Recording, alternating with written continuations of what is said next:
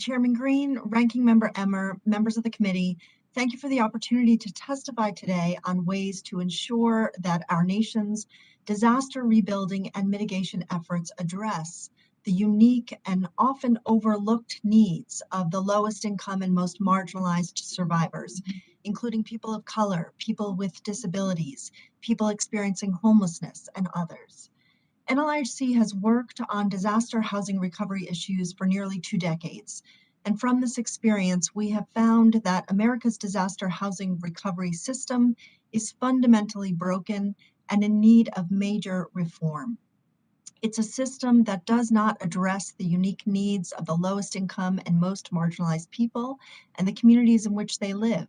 And as a result, it consistently leaves them behind in recovery and rebuilding efforts and makes their communities less resilient to future disasters. The CDBG-DR and CDBG mitigation programs are vital recovery tools that provide states and communities with flexible, long-term recovery and mitigation resources needed to rebuild affordable housing and infrastructure after a disaster and to prevent future harm.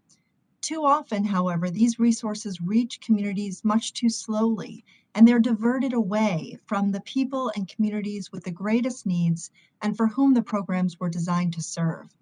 My written testimony provides multiple examples from disaster after disaster of how CDBG-DR recovery efforts tend to prioritize homeowners who are more likely to be white over renters who are predominantly Black and brown.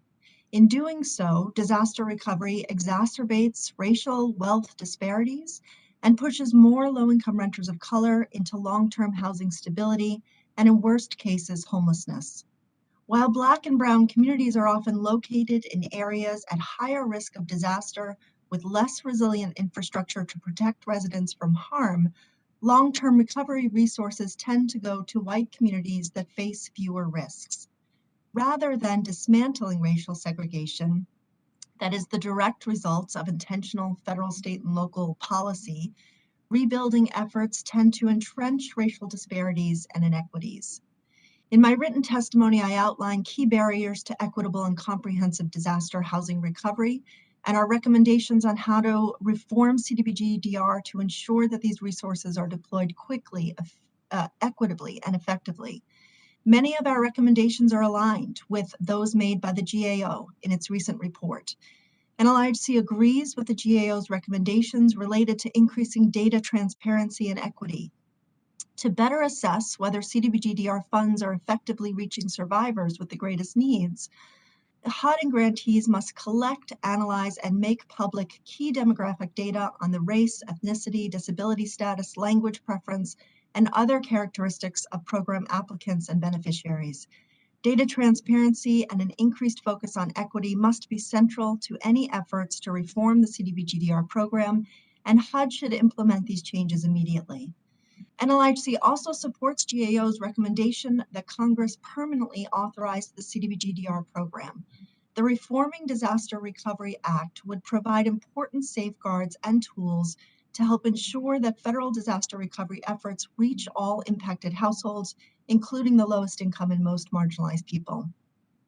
The bill would quickly target resources to those with the greatest needs by requiring funds to be spent proportionately between homeowners and renters based on need, and by keeping in place the requirement that at least 70% of funds benefit low and moderate income survivors.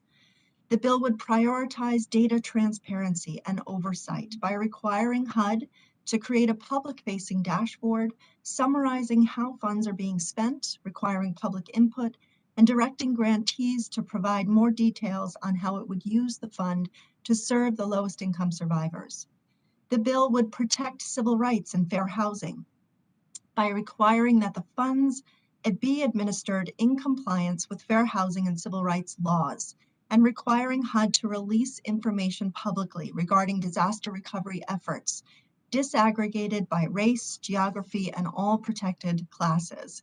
And the bill would encourage mitigation and resiliency. Our country must reform existing disaster housing recovery systems to ensure that affordable housing investments and federal disaster recovery resources reach all impacted households. The Reforming Disaster Recovery Act would allow for important progress towards these goals and should be advanced and quickly enacted by Congress. Thank you again for the opportunity to testify. I look forward to your questions.